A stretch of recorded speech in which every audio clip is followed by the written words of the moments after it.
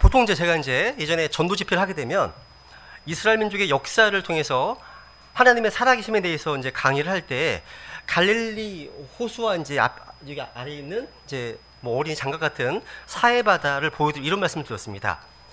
갈릴리 바다는 끊임없이 밖으로 물을 흘려 보내기 때문에 물이 맑고 물고기들로 풍성하다. 그런데 사해는 물을 받아들이기만 하고 흘려보내지 않기 때문에 문자 그대로 되듯이 사해, 죽은 바다가 되었다고 말했습니다. 그죠? 그런데 그게 사실이라면요, 사해는 그야말로 썩은 냄새가 진동하는 오염된 하천 같은 몰골이어야 됩니다.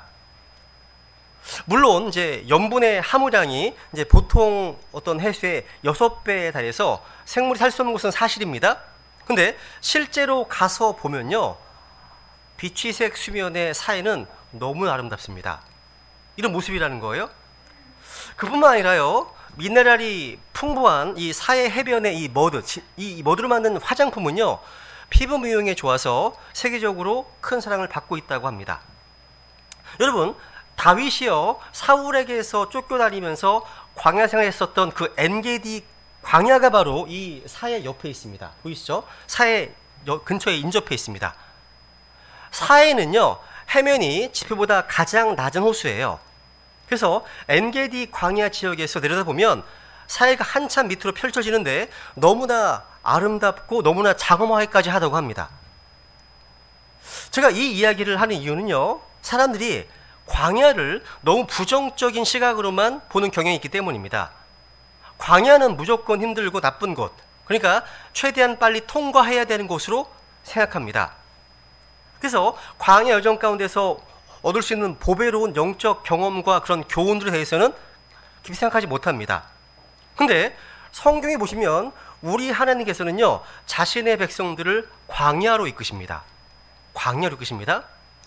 성경에 나오는 이 팔레스타인의 광야는요, 넓게 펼쳐진 광활한 사막지대입니다. 아주 건조하고 뜨거워서 때로는 기온이요, 섭씨 40도 육박합니다.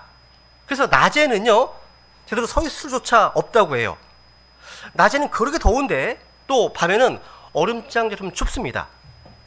발이 모래에 푹푹 빠져서 몇 시간만 걸어도 목이 마릅니다. 그리고 힘이 빠져서 탈진합니다.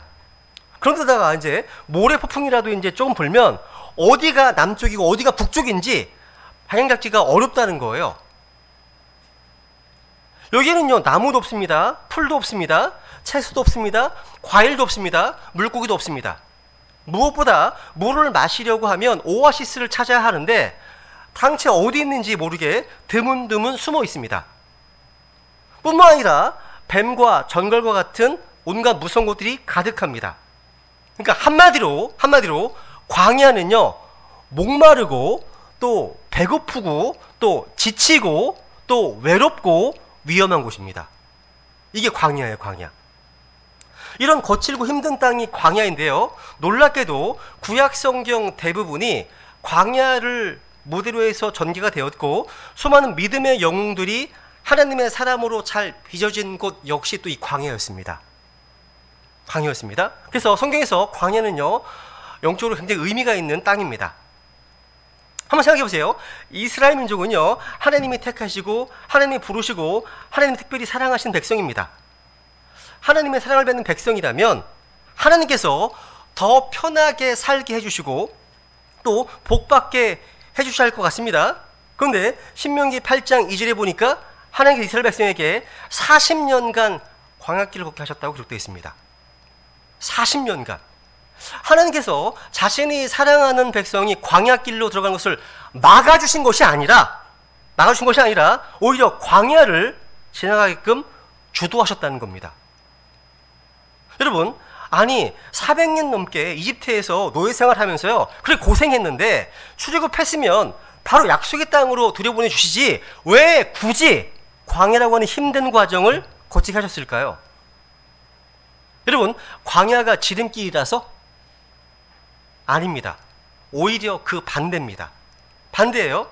이집트에서 여러분, 가나안으로 가는 길은 두 가지 길이 있습니다. 소위 말하는 지름길로서 직선 코스가 있어요. 2주도 안 걸립니다. 있습니다. 여러분, 이집트에서 블레셋 사람들의 땅을 통과해서 직선 코스로 가면 가나안까지는 2주 정도 거리밖에 되지 않습니다. 다른 한 길은 우회에서 광야로 가는 먼 길이었습니다. 한번 출애굽기 13장 볼까요? 17절 18절 우리 같이 봉독하겠습니다. 시작. 파라오가 백성을 가게 하였을 때 블레셋 사람들 땅에 있는 길은 가까울지라도 하나님께서 그들을 그 길로 인도하지 아니하셨으니 이는 하나님께서 이르시기를 혹시 백성이 전쟁을 보면 뜻을 돌이키고 이집트로 되돌아갈까 염려하노라 하셨기 때문이라. 그러므로 하나님께서 홍해의 광야길을 통해 백성을 인도하시니 이스라엘 자손이 이집트 땅에서 나와 무장한 채 올라갔으며. 쉽게 말해서 하나님은요, 쉬운 길, 가까운 길로 인도하지 않으셨습니다. 어디로 인도하셨다고요? 홍해의 광야길을 통해서 인도하셨습니다. 이유는 블레셋 땅을 선택하면 곧바로 그들과 전쟁을 해야 되기 때문에 하나님은요, 이스라엘 백성들을 너무 잘 아셨습니다. 이들이 노예 생활을 하다가 벗어나서 곧바로 전쟁할 수 있는 상태가 아니었기 때문입니다. 그러니까 오랫동안 종살이를 해왔던 이스라엘 백성들에게 출애굽을 하자마자 블레셋과 싸워야 한다면 이들은 출애굽을 후회하고 이집트로 되돌아가 버릴 겁니다. 당시에 블레셋은요, 골리앗의 조상들이 살고 있었습니다. 거인들이 있었고 철병거로 무장한 군대가 있었습니다. 하지만 당시 60만 장정이 있는 이스라엘은요, 정말 형편없는 그 오합지졸이었다는 거예요. 그죠? 여기서 뭘 배울 수 있습니까? 주님의 인도하심은요, 우리의 영적 상태와 밀접한 관련이 있다는 사실입니다. 이 너무 중요한 포인트예요. 그러니까 주님의 인도하심은요, 우리의 눈높이에 맞추신다는 거예요. 맞추신다는 겁니다. 여러분, 사람들은 다 빠른 길을 원합니다. 지름길을 원합니다. 하지만 주님께서는 그 길로 인도했을 때 우리가 어떻게 반응할지 아시거든요. 그 결과를 아신다는 거예요. 그래서 서두르지 않으시는 겁니다. 하나님은. 우리는 급해 죽겠는데 하나님은 서두르지 않으십니다. 우리를 아시기 때문에. 그래서 여러분, 주님의 인도하심을 받는 그 길이 조금 더뎌 보이고 느려 보여도 그 길이 가장 좋은 길임을 믿으시기 바랍니다. 하나님께서는요, 우리를 가장 잘 아시기 때문이에요. 그러니까 우리가 가는 길은요, 두 갈래 뿐입니다. 주님께서 인도하시는 길과 그렇지 않은 길, 두 가지밖에 없습니다. 사람들 모두 다 각자 자기 길로 가다 망하는 겁니다. 하나님이 인도하시는 게 생명길입니다. 그 길이 생명입니다. 이렇게 하나님께서는요, 보름 안에 통과할 수 있는 길을 무려 40년이나 빙글빙글 돌아가게 하셨습니다. 물론 이스라엘 백성들이 하나님 말씀에 순종하지 않았기 때문이기도 했지만 주님께서는 그들을 광야로 몰아넣으신 것은요, 그들을 꼭 벌하기만 위해서만은 아닙니다. 약속의 땅을 감당할 수 있는 그런 그릇으로 연단하여 준비시키기 위함이었다는 거. 이게 중요한 포인트입니다. 제가 지금까지 목회를 하면서 깨닫게 된 사실은 뭐냐? 하나는 푸른 초장을 좀 평안히 걸어갈 때는 신앙이 잘 성장하지 않는다는 겁니다. 그러니까 성장하지 않는 정도가 아니라 오히려 좀 타락하고 퇴보하는 경우가 많았다는 겁니다. 근데 우리가 영적으로 성장하고 또 성숙해서 자신도 놀라고 주위 지체들도 알 수 있을 정도로 놀라운 영적 어떤 진보, 영적 도약을 하는 때는 대부분 아주 힘든 광야를 지날 때였습니다. 예외가 없습니다. 물론 광야의 고통을 견디지 못하고 넘어지는 경우도 있지만 대부분은 신실하신 하나님의 도우심과 은혜를 통해서 광야의 고통과 아픔을 영적 성장과 성숙의 기회로 연결했다는 거. 참 미스터리한 일이죠, 그죠? 그러니까 한마디로 광야는요, 하나님께서 우리를 위해 예비하신 특별한 학교라고 할 수 있습니다. 그래서 광야 학교, 따라해보시죠. 광야 학교. 광야 학교의 교장 선생님은 하나님이십니다. 그래서 이 광야 학교가 힘들다고 무조건 빨리 통과할 것만 생각한다면 이거는 고통을 낭비하는 거죠. 그죠? 광야는요, 빨리 통과하는 것보다 중요한 게 뭐냐? 광야의 여정 가운데 담긴 그 영적 레슨을 제대로 배우고 통과하는 겁니다. 이게 제일 중요한 거예요. 그렇게만 된다면 우리는 광야 학교를 통해서 약속의 땅을 정복할 수 있는 하나님의 사람으로 빚어지게 되는 겁니다. 그래서 이 시간 하나님께서 우리를 이 광야로 보내시는 모습을 보게 되는데, 이 광야의 영적 유익, 이 광야의 축복에 대해서 한번 좀 간단히 네 가지로만 정리해 보겠습니다. 우리에게 뭘 가르치려고 하는 걸까요? 첫 번째, 하나님께서는요, 이 광야에서 겸손을 가르치기 위해서, 따라해보세요. 겸손을 가르치기 위해서. 오늘 본문 신명기 8장 2절과 3절에 보시면요, 연구포에서 계속해서 하나님이 광야에서 너를 낮추시며 이렇게 두 번이나 반복해서 말씀하고 있습니다. 하나님께서 이스라엘 백성들로 하여금 광야 40년을 통과하게 하신 이유는요, 그들을 겸손케 하기 위함이었습니다. 그러니까 광야의 시련은 우리를 절망하게 하면서 우리를 겸손케 합니다. 여러분, 그런 상황 가운데 비로소 우리는요, 땅에서 눈을 들어서 하늘을 바라보게 됩니다. 그러니까 내 힘으로 해결할 수 있었다면 벌써 해결했을 겁니다. 근데 광야에서는요, 내 모든 자원을 다 동원해도 해결이 안 돼요. 그러니까 자신의 한계를 절감하게 되면 그토록 자신만만하던 사람의 입에서 제 힘으로 안 됩니다, 살려주십시오, 항복합니다, 이런 고백이 나오는 거예요. 항복하는 거예요. 자신이 너무나 무기력하게 느껴지는 겁니다. 그런 고백을 하면서 너무나 비참하게 느껴집니다. 근데 그렇게 생각할 필요 없습니다. 내가 아무것도 못하게 되는 그 절망적인 상황에서 우리는 어쩌면 가장 간절하게 주님을 찾고 부르짖을 준비가 되어 있는 겁니다. 여러분, 인생의 광야는요, 반드시 주님의 손을 거쳐서 우리에게 옵니다. 고통에는 하나님의 뜻이 있어요.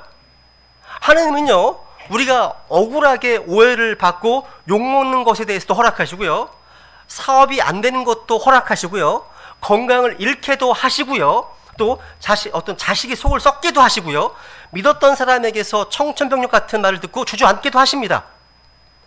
도저히 정상적으로는 우리의 교만이 꺾이지 않을 때 하나님께서 우리를 다루시는 손길을 경험한다는 거예요. 그때 낙심하지 마십시오. 하나님께서 우리를 겸손케 하고 계신 겁니다. 여러분, 이런 말을 종종 하시나요? 제가 부족했습니다. 제가 틀렸네요. 제가 잘못했습니다. 이건 제가 회개해야 될 부분이네요. 제가 잘 모르니까 좀 가르쳐 주시겠습니까? 이런 말 좀 많이 하시나요? 여러분, 겸손한 크리스찬들은요, 이런 말들을 자존심 상하지 않고 진심으로 할 수 있습니다. 근데 자신의 삶 가운데 이런 말들을 해본 적이 없다면 그 사람이 완벽한 인생을 살아서가 아니라 교만해서 그렇습니다. 세상에서는요, 이런 말을 하는 것이 자신의 약함을 드러내는 것을 생각하지만, 겸손한 사람은요, 자기 약함을 인정하는 것을 부끄러워하지 않습니다. 이것이 광야에서요, 겸손을 배운 성경적 바이블 빌리버의 자세인 겁니다. 두 번째로, 하나님은 광야에서요, 오직 하나님 의지하는 것을 가르치는 겁니다. 광야는 우리에게 겸손을 가르치면서 동시에 우리를 하나님께 바짝 붙어서게 합니다. 시편에 이런 말씀이 있죠? 읽어볼까요? 시작. 주께서는 상한 마음을 가진 자들이 가까이 계시며. 여러분, 우리가 경험한 가장 뜨거운 기도가 있다면 아마 우리가 가장 힘들 때 부르짖는 기도일 겁니다. 그죠? 또 우리가 드리는 가장 뜨거운 예배가 있다면 광야 같은 환경에서 드리는 예배일 겁니다. 북한 같은 상황에서 드리는 예배 생각해 보세요. 얼마나 뜨겁겠습니까? 얼마나 소중하겠습니까? 그죠? 마음이 무너져 내리고 세상에 홀로 버려진 것 같은 느껴졌을 때, 아무것도 선택할 수 없고 심한 고통 가운데 있을 때 그런 상황이었을 겁니다. 오직 하나님밖에 의지할 데가 없도록 인생이 광야 가운데 던져진 바로 그때가 진짜 영적으로 성장하는 때입니다. 여러분, 광야는요, 모든 게 불편해요. 그리고 내가 모르는 위험 요소들이 사방에 있으니까 항상 불안합니다. 불안해요. 근데 그런 불편함과 불안함이 단점이 아니라 오히려 우리 구원받은 크리스찬들의 장점이 될 수 있습니다. 우리가 이번에요, 예배당 이전하면서 준비해야 될 것들이 무척이나 많았는데요, 뭐든지 우리가 어떤 장비를 구입할 때 언제든지 이동 설치가 가능한 것으로 구입하려고 했습니다. 우리가 계속해서 이사를 가야 한다는 것은요, 어떤 면에서는 나그네와 순례자로서의 어떤 마인드가 장착된 환경인 거예요. 그죠? 여러분, 교회는 건물이 아닙니다. 사람이잖아요. 교회 예배당 건물이 없다는 것은 불편하고 불안한 일이 많이 있습니다. 근데 나그네와 순례자로서 항상 겸손하고 긴장하고 깨어있게 만들어줍니다. 왜 그렇습니까? 여러분, 불편하고 불안하기 때문에 나태해질 겨를이 없어요. 항상 긴장하고 깨어있게 만들어주기 때문이에요. 한시라도 하나님의 손길을 놓고 살 수 없기 때문에 쉬지 않고 기도하게 됩니다. 이것은 광야의 고통이 오직 하나님만 의지하도록 가르쳐주는 거죠. 그죠? 세 번째 광야의 유익이 뭐냐? 사람이 무엇으로 사는가를 가르치기 위함입니다. 광야에서 하나님께서는요, 만나로 먹으셨어요. 여러분, 아이는 뭔가 아쉬워야 부모에게 달려옵니다. 광야에서는 인간의 가장 현실적인 필요, 그러니까 의식주 문제가 절박하게 아쉬워요. 그죠? 그래서 이스라엘 백성들은 항상 주님께 의지하는 법을 배우게 되었습니다. 한번 생각해 보세요.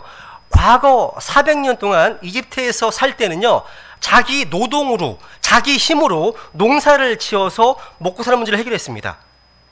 그런데 아무것도 없는 광야에서는요, 문제가 다릅니다. 농사 짓기가 불가능합니다. 환경 자체가요. 그리고 아무리 많은 식량을 싸간들 며칠을 버티기가 어려웠습니다. 그러니까 음식과 물이 있다고 하더라도요, 그것을 항상 신선하게 보관하는 문제가 대두되죠. 그죠? 보관하는 게 힘들잖아요. 그죠? 어렵죠. 강한데. 근데 하나님께서는요, 만나라고 하는 상상을 초월하는 방법으로 그들을 먹으셨어요. 만나. 보세요. 오늘 3절에 보시면, 너도 알지 못하며 내 조상들도 알지 못하던 만나를 내게 먹이신 것은. 여러분, 이 만나는요, 아직껏 지구상의 그 어떤 인간도 한 번도 경험해보지 못한 신비한 하늘의 양식이었습니다. 이게 천사들의 양식이었다고 되어 있습니다. 시편에 보시면. 이스라엘이 이집트에서 나올 때요, 가져온 식량도 아닙니다. 땅에서 농사한 것도 아닙니다. 요리한 것도 아닙니다. 아마도 처음에 이스라엘 백성들이 만나를 보면요, 이게 식량이 될까? 아마 반신반의하면서 먹는 사람들도 많았을 겁니다.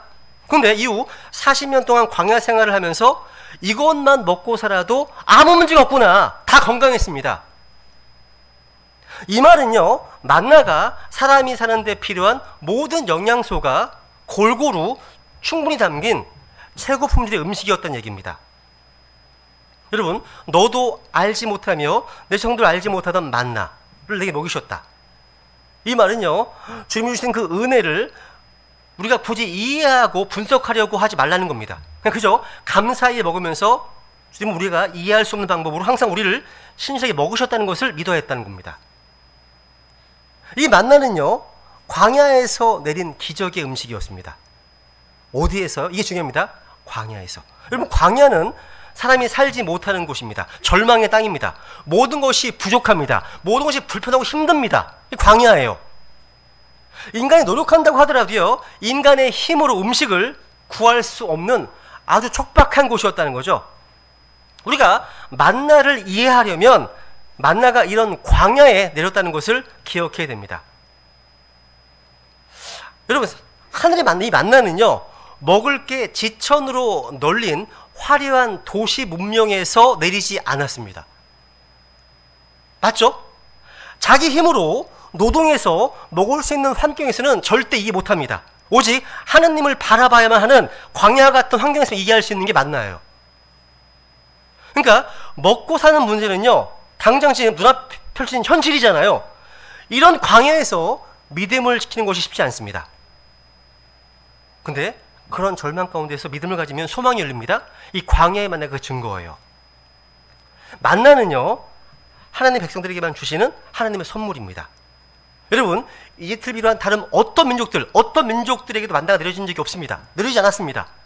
세상에 어떤 민족이요, 자기가 아무 수고도 하지 않고 하늘에서 내리는 음식으로 먹고 살았다는 이야기를 들어본 적 있으십니까? 없습니다. 우리나라 역사에도 찾아보세요. 이런 얘기가 있는지. 없습니다. 없어요. 근데 이것도 40년 동안이나 만나를 공부해 주신 겁니다. 만나는요, 광야에서 하나님의 백성들에게만 주어진 특별한 선물이었습니다. 그래서 이것을 시편에서는요, 광야의 상, 테이블, 광야의 식탁, 이거 표현하고 있습니다. 광야의 식탁, 광야의 상 할 수 있습니다. 제가 최근에 종종 이제 듣고 부르는 찬양이 있습니다. 손경민이라는 분의 은혜라는 곡인데요, 가사가 이렇게 되어 있습니다. 내가 누려왔던 모든 것들이, 또 내가 지내왔던 모든 시간이, 내가 걸어왔던 모든 순간이 당연한 것 아니라 은혜였어. 내가 이 땅에 태어나 사는 것, 어린아이 시절과 지금까지 숨을 쉬며 살며 꿈을 꾸는 삶, 당연한 것 아니라 은혜였어.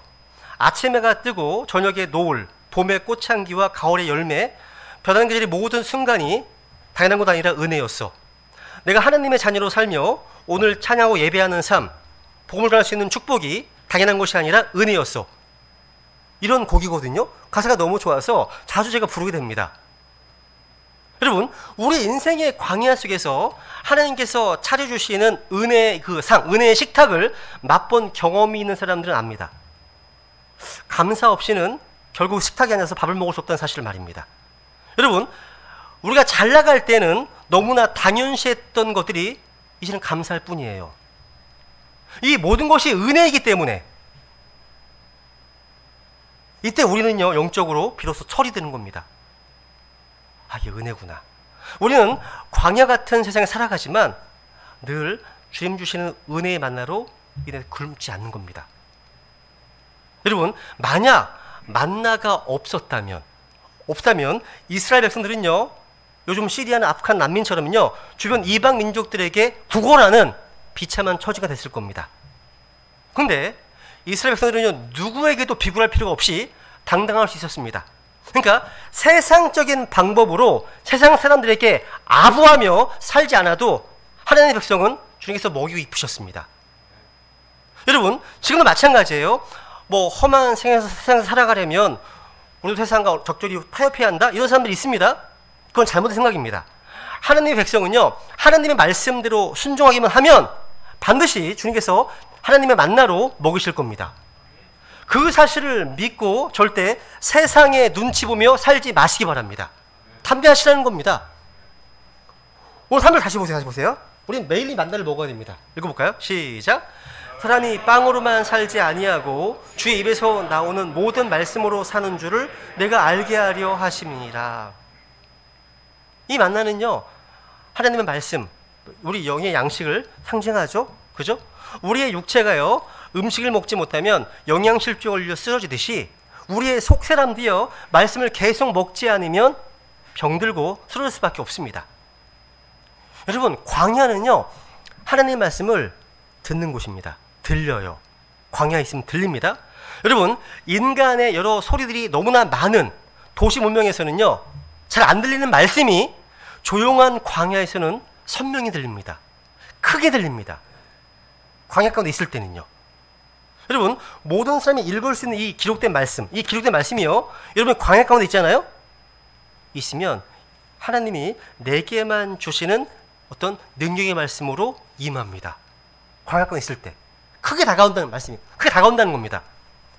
여러분, 우리 인생은요, 산에 올라가는 등산이 아닌 사막과 같은 광야를 걸어가는 겁니다. 여러분, 산에는 그래도 뭐 발자국도 있고 뭐 정해진 지형과 길이 있으니까 뭐 지도를 보면 올라갈 수 있습니다. 그죠? 그런데 광야의 지형은요, 끊임없이 변합니다. 변해요.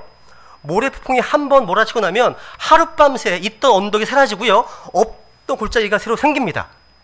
그러니까 과거의 경험이나 다른 사람의 조언이 무용지물이 됩니다. 바뀌어 있거든요. 항상 바뀌거든요. 항상 주님의 인도를 받아야 되는 겁니다. 주의 말씀으로요. 어제의 은혜로 사는 것이 아닙니다.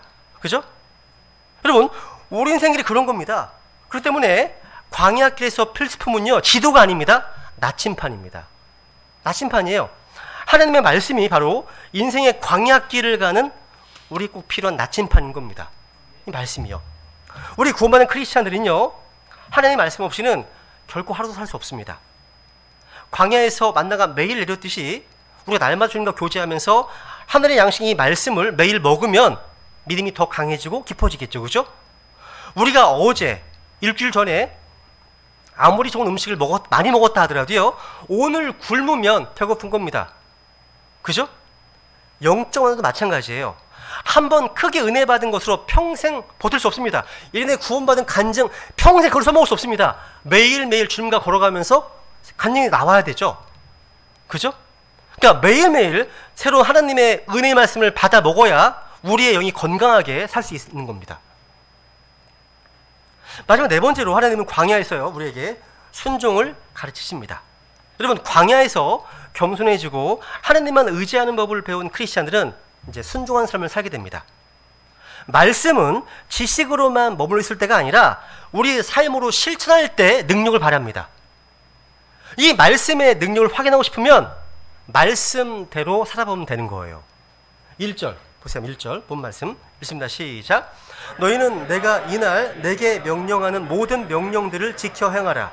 그러면 너희가 살고 번성하며 주께서 너희 조상들에게 맹세하신 땅에 들어가 그것을 소유하리라. 광야에서 살아남고 승리하는 비결은요, 하나님 말씀에 순종하는 겁니다. 여러분, 우리 하나님의 사람들은요, 삶이 단순해야 돼요. 단순해야 됩니다. 복잡한 자기 생각을 접고 하나님 말씀대로 순종하고 나가면 되는 겁니다. 그죠? 요즘은요, 뭐 자동차나 뭐 선박이나 비행기나 GPS라는 거 장착되어 있기 때문에 길을 잃을 염려가 없습니다. 저와 같은 길치들은요, 내비게이션 GPS가 반드시 필요합니다. 이것은요, 운전자나 여행객에게 좋은 가이드가 되어준다는 거죠. 이런 생각 안 해보세요, 혹시? 만약 우리의 인생길도 이렇게 정확하게 인도해 줄 수 있는 GPS 같은 도구가 있다면 얼마나 좋을까? 그러니까 무슨 말이에요? 미리미리 앞으로 나에게 다가올 고난과 장애물을 몇백 미터 앞에서 가르쳐 주듯이 최소한 며칠 전, 아니 그냥 몇 시간 전, 아니 몇 분 전만이라도 가르쳐주고 인도해준 GPS가 있다면 누구든 다 마음 놓고 살 수 있을 겁니다. 근데 정해진 길을 안내하는 장치는 설계할 수 있습니다. 근데 아무도 알 수 없는 길은 설계할 수가 없죠. 그러니까 길을 알 때만 GPS를 만들 수 있습니다. 그렇다면 우리 인생의 GPS를 줄 수 있는 분은 우리를 지으시고 우리를 구원하시고 우리 인생의 앞길을 다 아시는 한 분, 예수 그리스도밖에 없습니다. 여러분, 주님께서는요, 우리에게 성경이라고 하는 인생의 지도를 주셨고 성령님이라고 하는 아주 가장 탁월한 인도자를 주셨습니다. 절대 인도자죠. 이 성경이라는 말씀의 나침판에 따라서 순종했기 때문에 복받은 사람이 바로 예전에 시리즈로 설교했던 아브라함, 믿음의 조상 아브라함입니다. 한번 볼까요? 창세기 12장 1절 읽습니다. 시작. 그런데 전에 주께서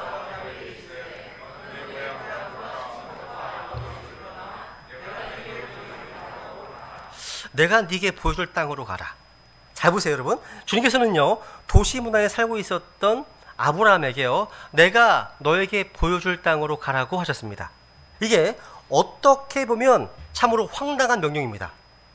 내가 너에게 보여준 땅이 아니라 보여줄 땅으로 가라니. 이런 명령이 어디 있습니까? 주님께서는요, 정확한 목적지는 지금 가르쳐줄 수 없다. 그러나 내 말대로 떠나면 가면서 내가 가르쳐 주겠다 라고 하시는 겁니다. 이게 어떻게 보면 정말 황당한 명령입니다. 요즘처럼 내비게이션도 없고 최첨단 지도도 없습니다. 근데 히브리서 11장 8절 보면요, 아브라함은 부름받았을 때요, 자기가 어디로 가는지 알지 못한 채 나갔다고 말씀하고 있습니다. 그러니까 여러분 지금 생각해보세요. 모든 것을 버리고 떠나라고 하는데 지금 떠나면서 도대체 목적지가 어딘지, 가는 길이 얼마나 험한지, 얼마나 긴 여정이 될지에 대해서 전혀 설명이 없어요. 그저 말씀만 믿고 가라는 겁니다. 먼저 순종하고 가면 한 걸음 한 걸음 주님이 인도해 주신다는 말입니다. 이게 너무 다르지 않아요?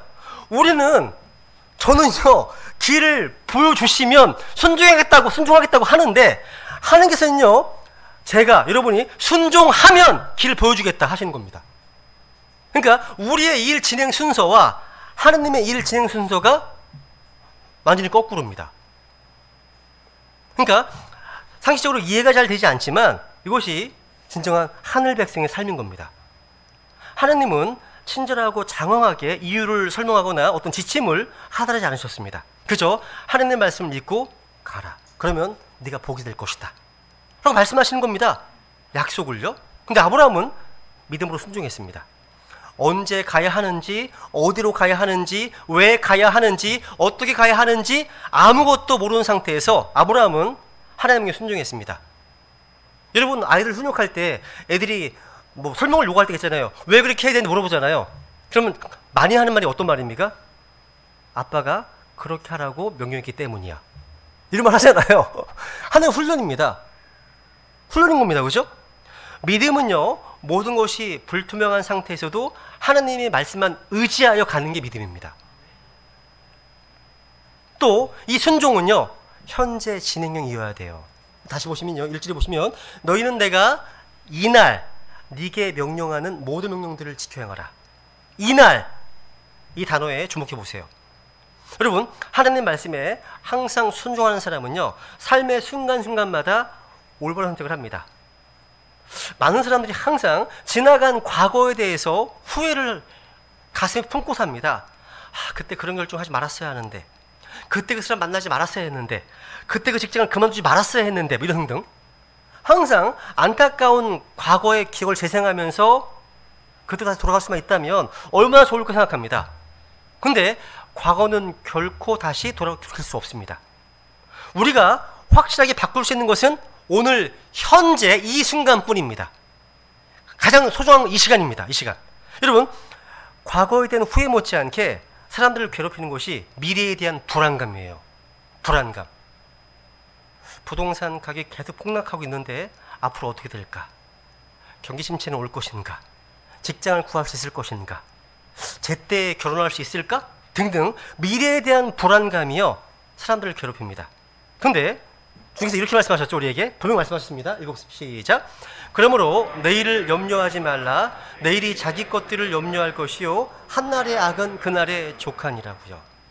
그 때문에 앞으로 어떻게 될 것인가, 이것보다 중요한 게 뭡니까? 오늘 이 순간을 말씀대로 살기로 선택하는 겁니다. 여러분, 미래는 순종하는 오늘이 차곡차곡 쌓여서 만들어낸 결과이기 때문입니다. 그래서 성경에서 순종을 말할 때 자주 이날이라는 말과 붙어서 나오는 경우가 많습니다. 내가 이날 내게 말하고 있다. 네가 이날 순종하면, 이런 경우죠. 주님께서는요, 우리가 오늘 이 순간 올바른 반응, 올바른 선택을 하기 원하시는 거죠. 그래서 오늘 주신 이 말씀은요, 오늘의 결단을 우리에게 요구합니다. 이 말씀 오늘 순종하면 우리는 축복된 미래를 선물로 받는 겁니다. 제가 말씀을 마무리하겠습니다. 우리 크리스찬들에게 이 세상은요, 황량한 광야입니다. 세상 사람들은 이 세상이 고향이지만 우리는 잠시 스쳐 지나가는 여행지입니다. 우리는요, 여행지예요. 우리는 모두 나그네이고 순례자입니다. 따라해보세요. 나는 나그네요 순례자다. 진리입니다. 여러분, 나그네십니다. 순례자예요. 진리예요, 진리. 그렇기 때문에 잠시 머물다가 곧 다른 곳으로 이동할 이곳에 내 시간과 정력을 전부 다 쏟아부을 사람은 아무도 없습니다. 그걸 믿는다면. 여러분, 실로 광야의 교훈은요, 귀중합니다.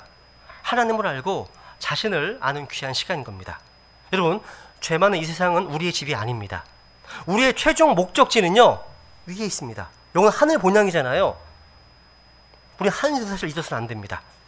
그러므로 세상 사는 게 너무 힘들어도 절망하지 마세요. 이 세상은 잠시 지나가는 겁니다. 여러분, 같은 인생을 살아도요, 우리와 세상 사람들은 가는 길이 달라요. 우리는 하나님의 자녀이기 때문에 그 광야 가운데로 하나님이 만들어주신 그 거룩한 길을 가면 됩니다. 그 길을 가려면 늘 겸손해야 됩니다. 늘 영적으로 깨어있고 주님의 말씀에 순종하며 살아야 되는 겁니다. 그렇게 하면 광야를 지나가는 가운데도 주님의 보호하심을 받고 주님의 인도하심을, 또 풍성한 복을 누리게 될 겁니다. 하나님은 우리와 동행하시면서 우리에게 힘주시는 분이십니다. 그래서 하나님이 함께 하시기 때문에 이 광야 길도 은혜의 길이 될 수 있는 겁니다. 우리 이 시간 배단의 모든 지체들이요, 그런 믿음으로 광야의 유익과 복을 누리며 영적으로 승리의 인생을 살겠다 결단하시면 주님께 은혜를 구하겠습니다. 하시겠습니다.